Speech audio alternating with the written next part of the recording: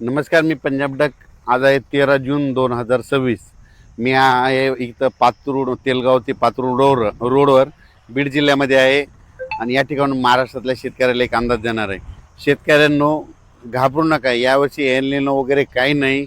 सगळ्याच्या पेरण्या होणार आहेत. मी म्हटलं होतं 7 ते 14 बऱ्याच भागातल्या पेरण्या होतील, लागवडी होती. तर तुरळक भागातल्या काय झालं, जिथं पाऊस पडला तिथं झाल्या. आणि तुम्हाला पाहू शकता, हे बीड आपलं माजलगाव तालुक्यामधले ही कापसाची लागवड बघा.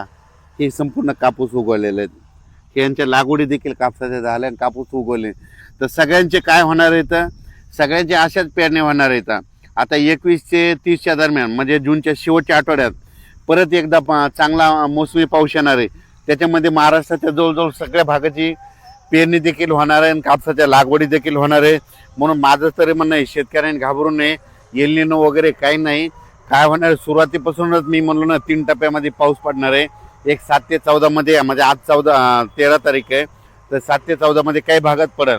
आणि त्याच्यानंतर काय होणार आहे की 21 ते जूनच्या शेवटच्या आठवड्यात पाऊस पडणार आहे.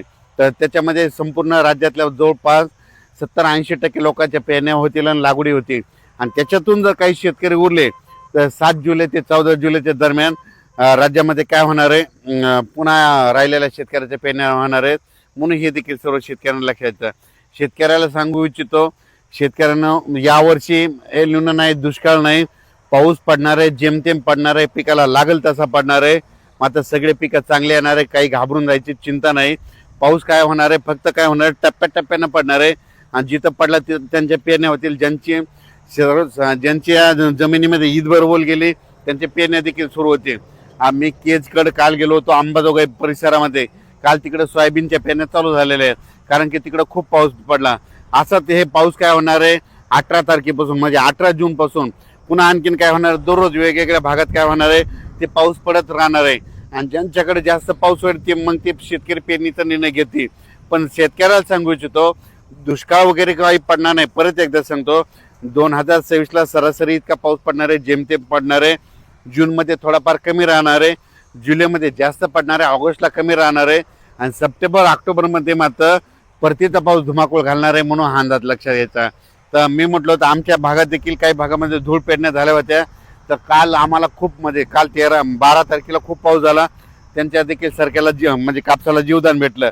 आता हे इकडे माजलगावकडे जात आहे, तर इकडे देखील हे संपूर्ण हे कापसं देखील या ठिकाणी उगवलेले आहेत. आणि यांना एक पाऊस पडला की झालं, यांचं संपूर्ण जमून जातं. तसंच सगळीकडे महाराष्ट्रामध्ये सगळ्या शेतकऱ्याची पेरणी होणार आहे. काही चिंता करायची गरज नाही. एल निनो नसतं, काही नसतं. तुम्हाला सांगू इच्छितो, दरवर्षी काय झालं, निसर्ग 22 दिवस पुढे सरकला, थंडी 22 दिवस पुढे सरकली, उन्हाळा 22 दिवस पुढे सरकला आणि पावसाळा 22 दिवस पुढे सरकला. मग दरवर्षी पाऊस कधी येतो, 7 जूनला येतो. तर दरवर्षी हे निसर्ग 22 दिवस पाऊस उशिरा येणार. म्हणून म्हणतो, दरवर्षी जूनच्या शेवटच्या आठवड्यात पेरणी होणार आहे. आणि यावर्षी देखील जूनच्या शेवटच्या आठवड्यात शेतकऱ्याची पेरणी होईल आणि सगळ्या शेतकऱ्याच्या लागवडी देखील होणार आहेत. म्हणून ही सर्वप्रथम शेतकऱ्यासाठी आनंदाची बातमी. शेतकऱ्यांना घाबरून जाऊ नका, पाऊस येत राहणार आहे. तुम्ही बघा, आता म्हणजे हे दररोज पाहताना हे 14 पासून पण देखील बऱ्याच भागामध्ये, आज देखील ना विदर्भामध्ये वर्धा, नागपूर, भंडारा, गोंदिया, चंद्रपूर, यवतमाळ, अमरावती, अकोला त्या परिसरामध्ये आज देखील म्हणजे ते आज 13 तारखेला देखील चांगल्या स्वरूपात विदर्भात, पूर्व विदर्भात पाऊस पडणार आहे. पश्चिम विदर्भात देखील काही भागामध्ये विखुरलेल्या स्वरूपात आज देखील पाऊस पडणार आहे.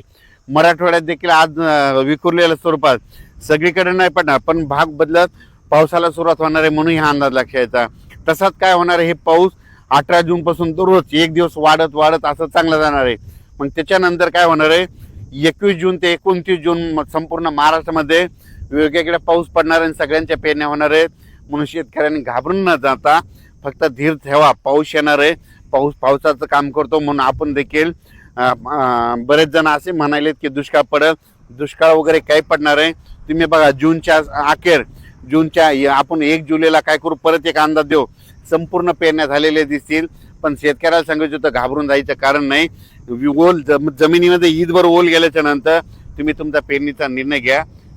आजच्यात एक मेसेज दिला जाईल. पण शेतकऱ्याला सांगू इच्छितो की पेरण्या 3 टप्प्यात होणार. पहिल्यापासून मी म्हणतो की 7 ते 14 एक टप्पा राहील. त्याच्यानंतर आता जे दुसरा टप्पा आहे ते 21 जून ते 30 जूनच्या दरम्यान एक पेरणीचा टप्पा राहणार आहे. म्हणून शेतकऱ्यांनी जूनच्या शेवटच्या आठवड्यात पेरणी लागणार आहे. म्हणून हे अंदाज लक्षात द्यायचा आणि आपण आपली तयारी ठेवायची. आणि त्याच्यामधून समजा जूनच्या शेवटच्या आठवड्यामध्ये काही ठिकाणी डिझेल नाही भेटलं, ट्रॅक्टर नाही भेटले, कोणाच्या शेतामध्ये वापसा नसली, तर त्यांना 10 जुलै ते 15 जुलैमध्ये जे पाऊस पडेल मग त्याच्यामध्ये शेतकऱ्याच्या पेरण्या होणार आहे. तर पाहू शकता हे मी इकडल्या माजलगाव परिसरामध्ये बीड जिल्ह्यामध्ये हे इकडं पाऊस पडलेला आणि ही इतकी जमिनीमध्ये ओल आहे बघा. तर हे शेतकऱ्याचं कापसाचं पीक आहे. या ठिकाणी असे सगळे कापसं निघालेले आहेत. तर आता यांचं एक पाऊस पडला का झालं यांचे कापसं सुरू होतील. म्हणून शेतकऱ्यांना घाबरू नका, यावर्षी चांगला पाऊस पडणार आहे, शेतकरी मालामाल होणार आहे. म्हणून ही सर्वप्रथम शेतकऱ्यासाठी आनंदाची बातमी.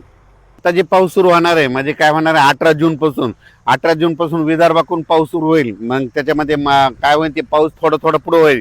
18ला काही भागात पडेल, 19ला दुसऱ्या भागात पडेल, 21ला तिसऱ्या, असं करत करत काय होणार आहे 21 पासून ते 29 पर्यंत सगळीकडे पाऊस पडेल आणि सगळ्या शेतकऱ्याच्या पेरण्या होईल.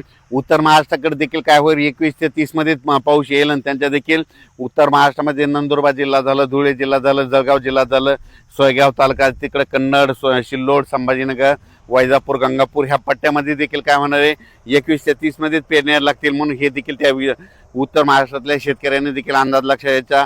मराठवाड्यात देखील परभणी जिल्हा, लातूर जिल्हा, बीड जिल्हा, जालना जिल्हा, संभाजीनगर, धाराशिव जिल्हा या भागात देखील 18 तारखेला तसा पाऊस सुरुवात होईल.